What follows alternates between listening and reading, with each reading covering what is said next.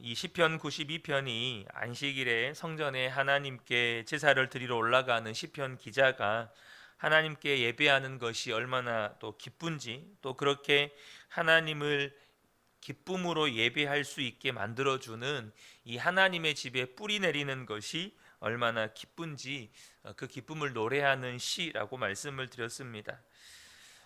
여러분, 시편 기자가 모든 일이 잘 풀려서 또 그의 삶에 어떤 어려움이 없기 때문에 하나님을 그렇게 찬양하는 것이 아니라, 그의 삶에 분명히 어려운 일이 많고 고통스러운 순간들이 수없이 많이 있었음에도 불구하고 이 시편 기자 안에 확신이 있었기 때문에 하나님을 기쁨으로 찬양할 수 있었다라는 것이죠. 시편 기자 안에는 의인은 종려나무와 같이 그 가지가 우거지고 레바논의 백향목처럼 그 높이 솟을 것이라는 것에 대한 확신이 있었습니다. 그렇기 때문에 비록 힘들고 어려운 상황이 그에게 직면해 있습니다. 원수 같은 자들, 또 사악한 자들이 지금 그를 둘러싸고 그에게 어떤 어려움들을 주는 거죠. 그럼에도 불구하고 하나님을 변함없이 찬양하는 것이죠. 우리가 어떻게 하면 이런 믿음을 가질 수 있을까요? 우리의 예배가 상황과 환경에 영향을 받을 때가 많지 않습니까? 우리의 예배가 어떤 사람의 영향을 받아서 예배가 하나님 앞에 온전히 드려지지 못하고 내 마음을 빼앗기고 생각을 빼앗기고, 그래서 몸만 예배 현장에 있는 경우들도 우리가 종종 경험하게 됩니다. 어떻게 시편 이 92편의 기자처럼 그렇게 확신 가운데 하나님을 예배할 수 있는 것입니까? 바로 하나님의 집에 살면서 하나님의 집에 뿌리를 내린 사람, 바로 늘 주님과 동행할 때 그러한 믿음과 확신 가운데 예배할 수 있다는 것이죠. 그래서 이 시편 기자에게는 늙어서도 여전히 열매를 맺고 진액이 넘치고 항상 푸르르고 하나님의 영광을 나타내게 될 것이라는 확신을 가지게 되는 것이죠. 사랑하는 성도 여러분, 저와 여러분이 정말로 하나님의 집에 뿌리를 내리는 복된 분들이 되시기를 축복합니다. 저와 여러분이 정말로 하나님의 집에 뿌리를 내리시는 분들이 되셔야 합니다. 우리가 하나님의 집에 뿌리를 내리고 하나님의 집을 세우기 위해서 헌신하는 삶을 살다가 때로는 그것 때문에 가난해질 수도 있고, 때로는 그런 삶을 살다가 병들 수도 있습니다. 그런 삶을 살다가 우리가 늙어가고 흰머리가 많아지죠. 그러나 여러분, 그것이 하나님 앞에 영광이라는 사실을 여러분 꼭 기억하셨으면 좋겠습니다. 제주도 서귀포에 가면 법한교회라는 교회가 있습니다. 이 교회는 100년이 넘은 오래된 교회입니다. 그 교회가 세워진 계기가 이렇습니다. 강한준이라는 청년이 이 법한 마을에 살고 있었습니다. 그때 일제시대 때이기 때문에 먹고 입고 살기에도 너무 어려운 시절 아닙니까? 그 시절에 하와이 사탕수수 농장에 일할 자리가 있다는 소식을 듣고 노동 이민을 하와이로 떠나게 됩니다. 여러분들이 직간접적으로 혹시 이런 하와이 사탕수수 농장에서 일하시는 분들에 대한 이야기가 과거에 다큐멘터리 식으로도 방영이 된 적도 있는데요. 이 하와이 사탕수수 농장에서 일하시는 분들이 정말로 비참하게 살면서 정말 많은 고생들을 하셨습니다. 그런데 그렇게 고생스럽게 살면서도 너무너무 감사한 것은 하와이에 가서 이분이 예수님을 믿게 된 것입니다. 자기가 예수님을 믿고 보니까 고향 사람들, 또 친척들, 친구들이 너무너무 불쌍한 것입니다.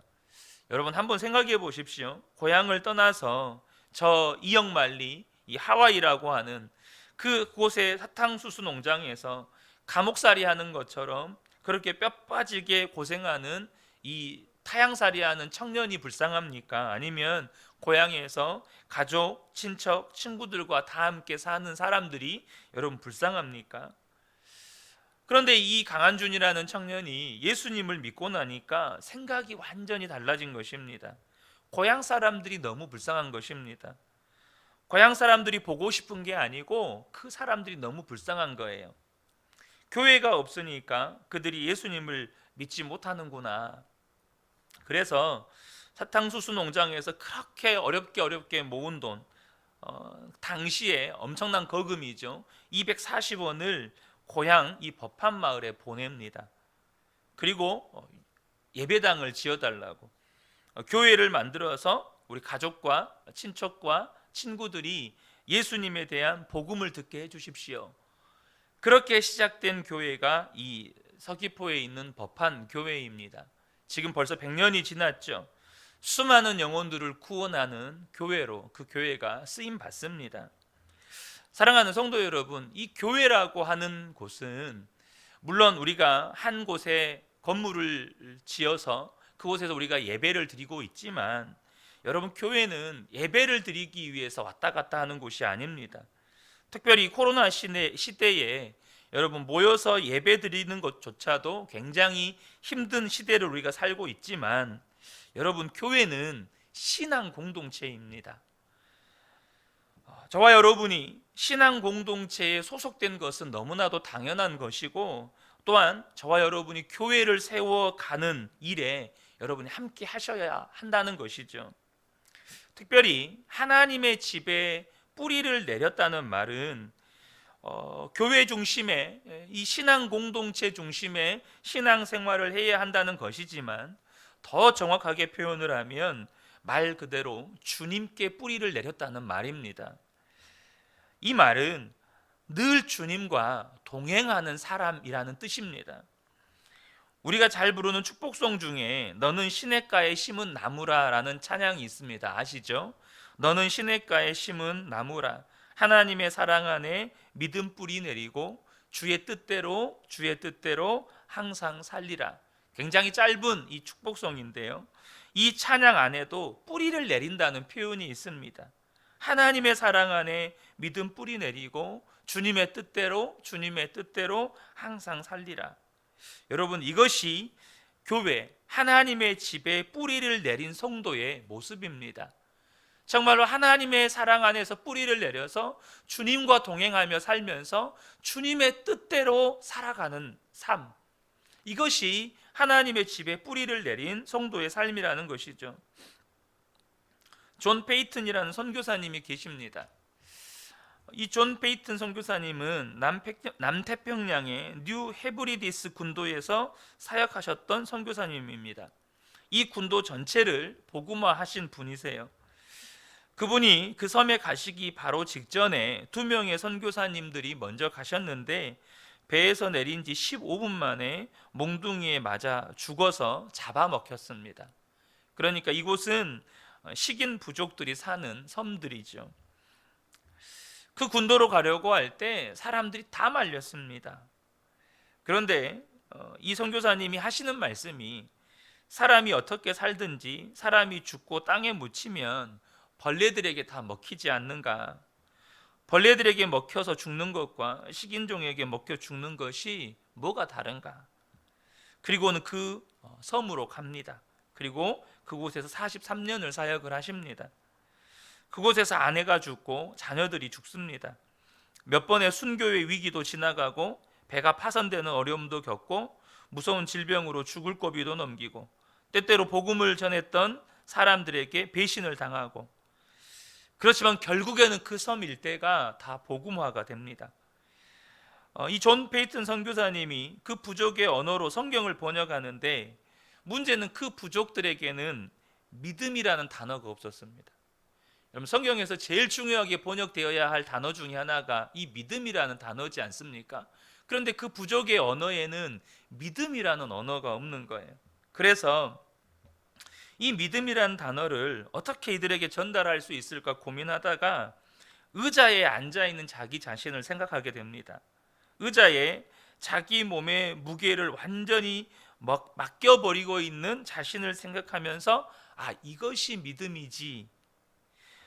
자신의 모든 무게를 다 맡기는 것이 믿음이라는 식의 표현으로 성경에 이 믿음이란 단어를 번역했습니다. 요한복음 3장 16절에 하나님이 세상을 이처럼 사랑하사 독생자를 주셨으니 이는 그에게 자신의 온 무게를 완전히 맡기는 자마다 멸망하지 않고 영생을 얻게 하려 하심이라. 참 재미있는 표현이죠. 여러분, 그렇지만 뭔가 느낌이 전달되지 않습니까? 내 인생의 모든 무게를 주님께 맡기는 사람마다 여러분 영생을 얻는다는 거죠.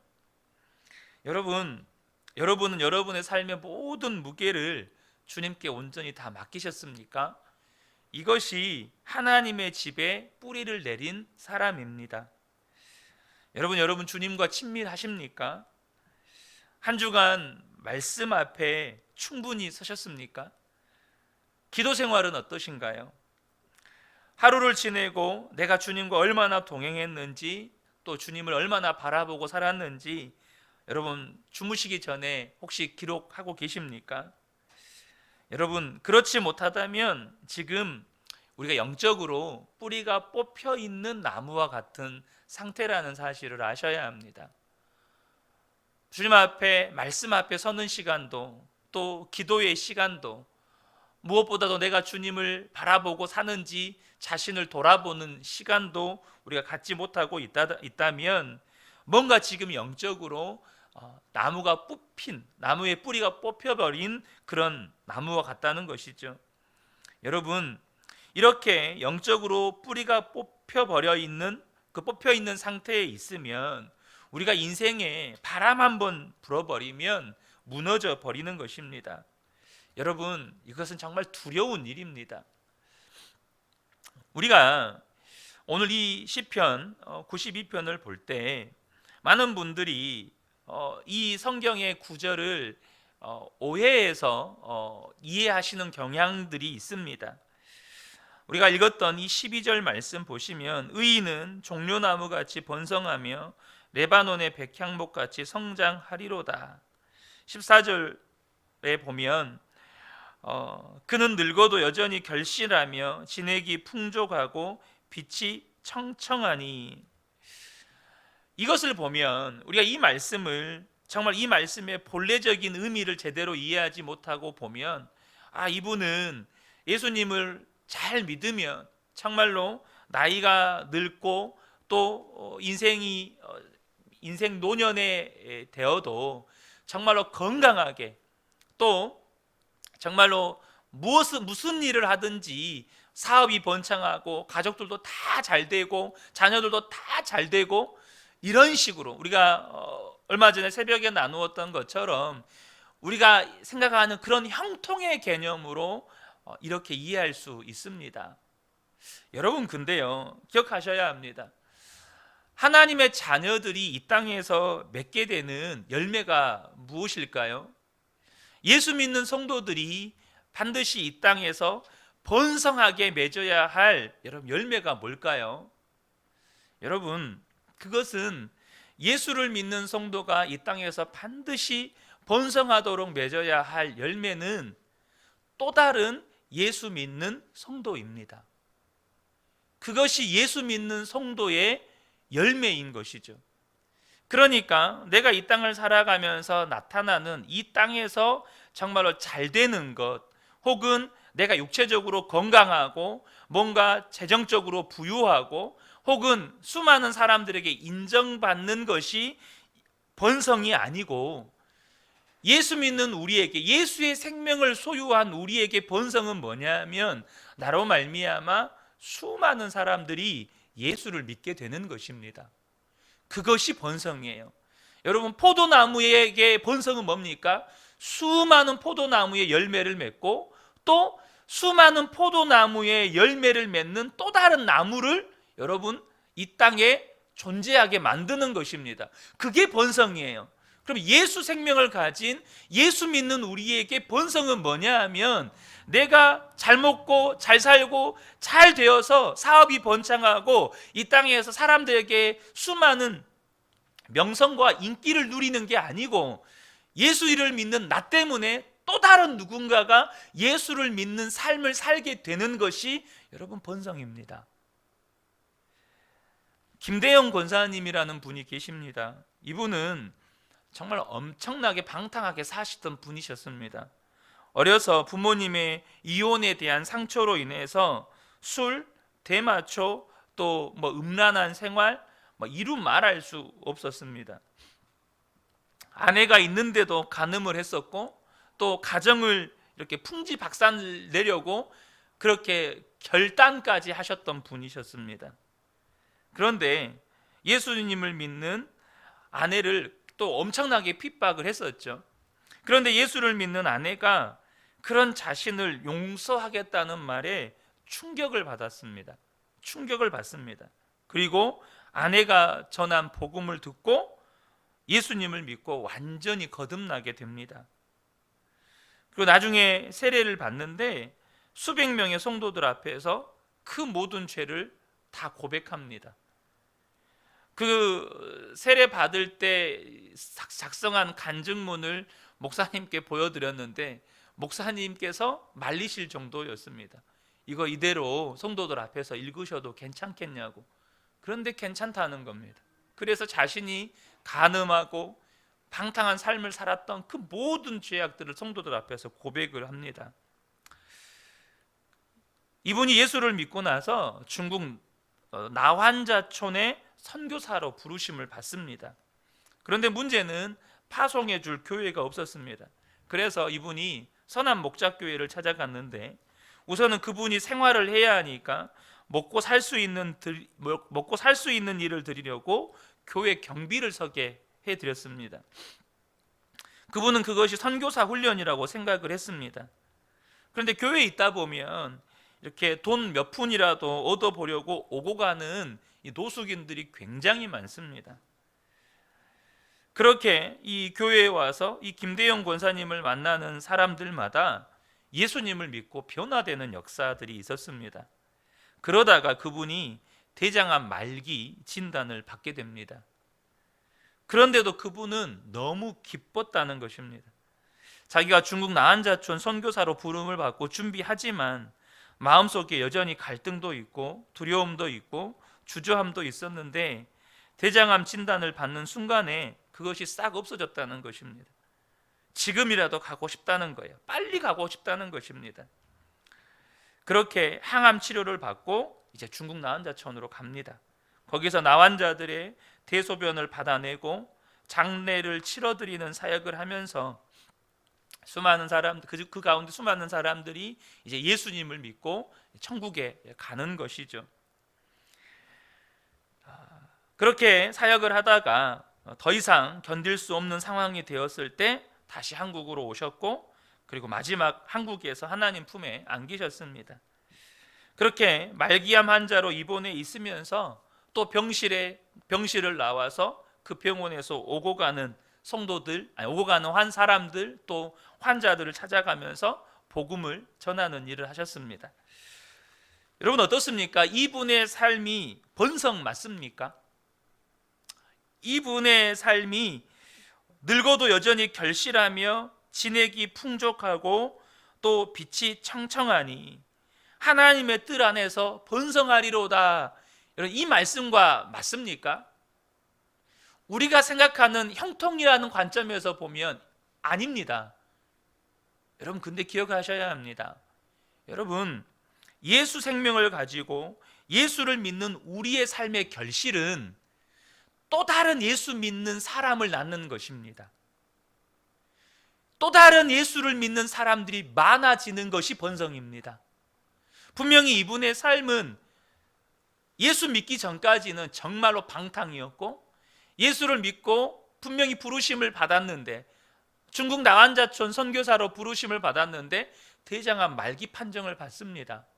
그리고 그 대장암 말기 판정을 받고 나서 그렇게 오랜 시간 살지 못하고 하나님 품에 안기셨습니다. 근데 이분의 삶은 하나님의 뜻 안에서 번성했습니다. 왜요? 이분의 삶으로 말미암아서 수많은 예수 믿는 사람들이 생겨났습니다. 이분은 그 대장암 말기에서 죽을 것 같은 고통 속에서도 기쁨으로 찬양을 합니다. 하나님 앞에 간절히 기도를 합니다.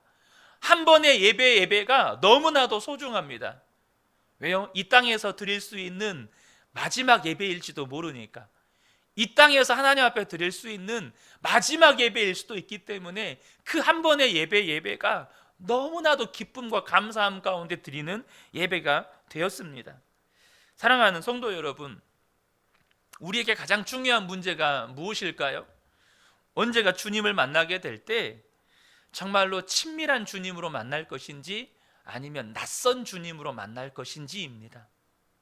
여러분은 오늘 밤에 주님을 만나게 된다면 친밀한 주님으로 만나실 것 같습니까? 아니면 정말로 낯선 주님, 한 번도 만나본 적이 없는 주님으로 만나게 될 것 같습니까?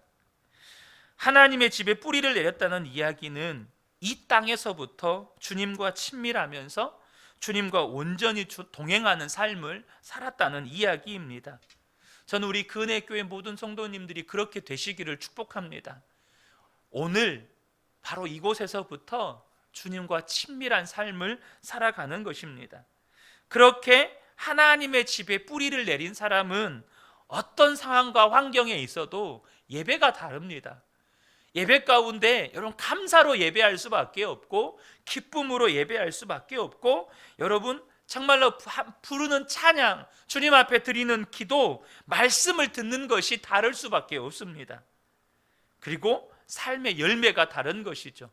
그분의 삶에는 반드시 예수 믿는 또 다른 한 성도라고 하는 삶의 열매가 있는 겁니다. 그분 때문에 더 예수 믿는 것이 무엇인지에 대한 도전을 받습니다. 나도 저분처럼 예수를 믿고 싶다. 진짜 예수님의 제자는 이런 거구나. 그렇게 도전이 되는 것이죠. 사랑하는 성도 여러분, 저와 여러분의 삶이 그렇게 되기를 축복합니다. 종려나무가 우거진 것처럼 백향목이 높이 솟은 것처럼 하나님께서 그분의 삶을 영화롭게 해주는 은혜, 저와 여러분이 날마다 하나님의 집에 뿌리를 내리고 주님과 친밀하게 동행하며 살아가는 인생이 되심으로 말미암아서 예배가 달라지고 기도가 달라지고 또 하나님 앞에 서는 그 삶이 언젠가는 주님 앞에 서게 될 것인데 그날이 정말로 기대와 소망으로 맞이하게 되는 은혜가 있으시기를 우리 주 예수님의 이름으로 축복합니다. 아멘.